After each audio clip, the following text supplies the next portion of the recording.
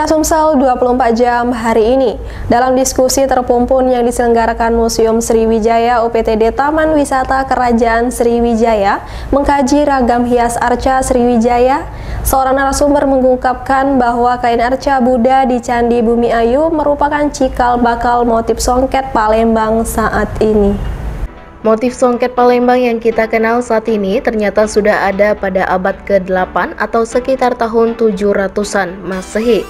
Hal tersebut dapat kita lihat dari beberapa arca Buddha di Candi Bumi Ayu yang mengenakan kain bermotif songket.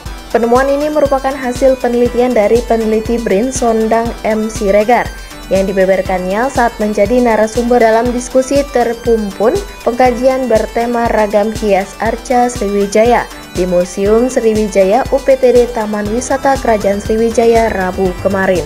Kalau dimodifikasi ya, kain-kain songket sekarang. Jadi itu memang sejak dulu kan orang Batu memang memakai kain. Ya. Mungkin kain untuk acara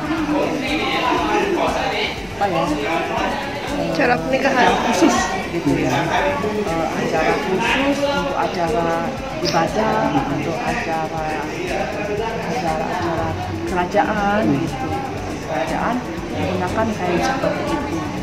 Jadi cukup menarik juga ya, karena cuman memang kita tidak tahu karena arca itu kan tidak ada warnanya, tapi kan songket itu kan sekarang warna merah keemasan ya.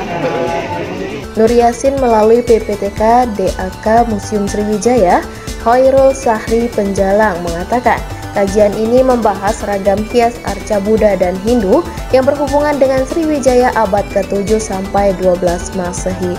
Kan jadi batik, gambar ini, gambar Garuda dan lain-lain. Nah, kita juga kayak gitu. Jadi kalau di Sumatera ini kan ada di Palembang, di Sumatera Selatan ini kan banyak sekali ukiran-ukiran baju rumah-rumah bari itu kan jadi baju gitu. Nah itu jelas. Nah ini yang Sriwijaya juga kayak gitu. Pakaian yang dipakai oleh para yang dibuat di arca-arca itu, apakah itu pakaian raja dulu bentuknya? Kita belum tahu. Nah sampai sekarang sudah dikaji.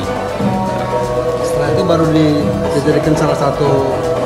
Ya kita kaji ulang lagi, kalau memang itu bisa dibuat mungkin kita ajukan kepada mereka-mereka yang punya ini ya, perusahaan tentang baju dan lain-lain, termasuk songket dan lain-lain. Reporter dan juru kamera Sri Devi, Palpres.com. Pemirsa, Kepala Adat Wilayah Kota Bontang, Kalimantan Timur, Bambang Darmawi dan rombongan melakukan kunjungan silaturahmi ke Istana Adat Kesultanan Palembang Darussalam Rabu kemarin. Rombongan yang merupakan kerabat dari Kesultanan Kutai Kartanegara ini diterima langsung Sultan Palembang Darussalam SMB 4 Jayawikramo. Kunjungan rombongan kerabat Kesultanan Kutai Kartanegara ke Istana Adat Kesultanan Palembang Darussalam kemarin berlangsung dengan penuh keakraban.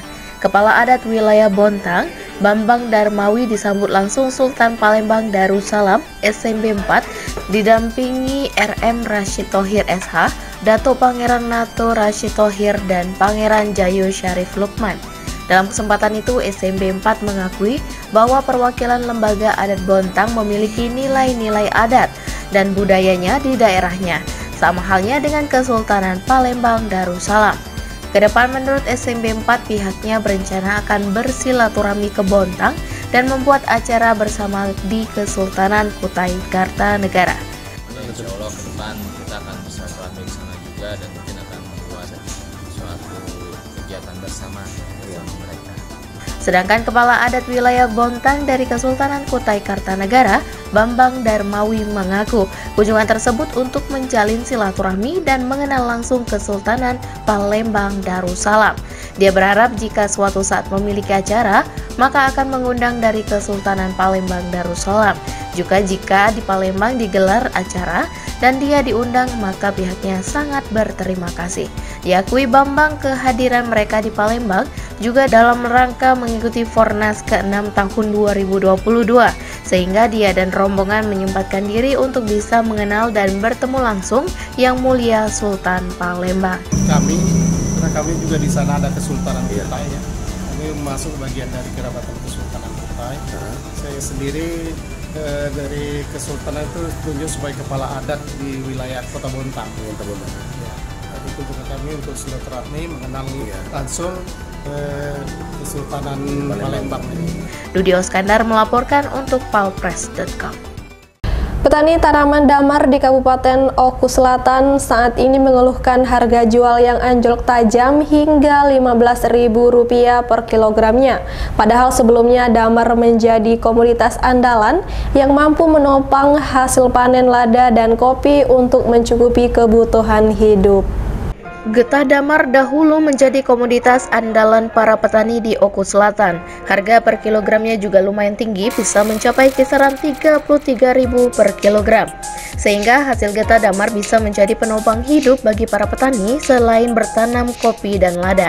Namun belakangan harga getah damar anjlok hingga mencapai hanya Rp15.000 per kilogram.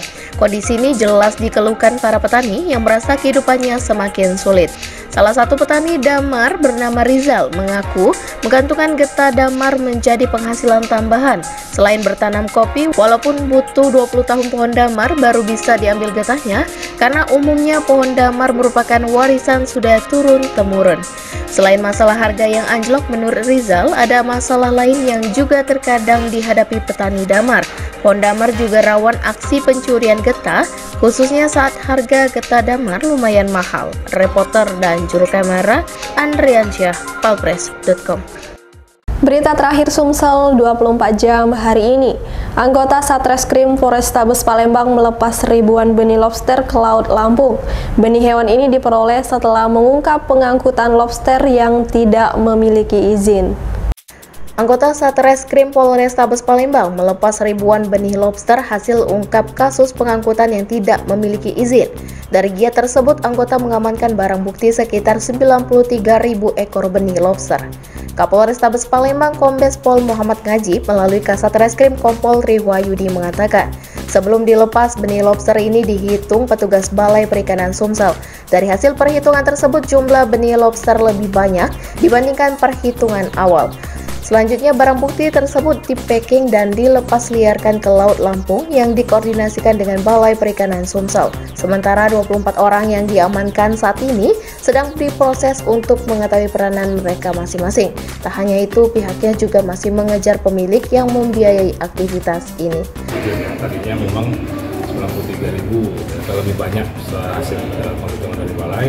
Otomatis untuk ini langsung kita packing lagi dan langsung kita lepas liarkan di daerah Lampung, itu di daerah Hulu Botan Lampung laut sana, dan sudah didampingi oleh orang Balai Karantina Perikanan.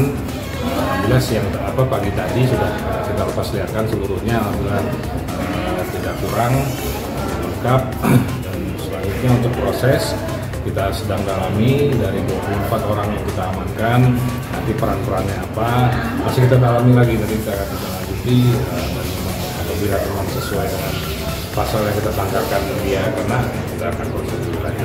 Reporter dan juru kamera Kurniawan, palpress.com. Demikianlah berita Sumsel 24 jam hari ini.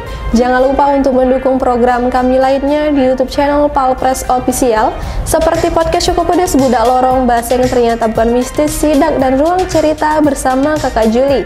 Saya Sri Devi, sampai jumpa.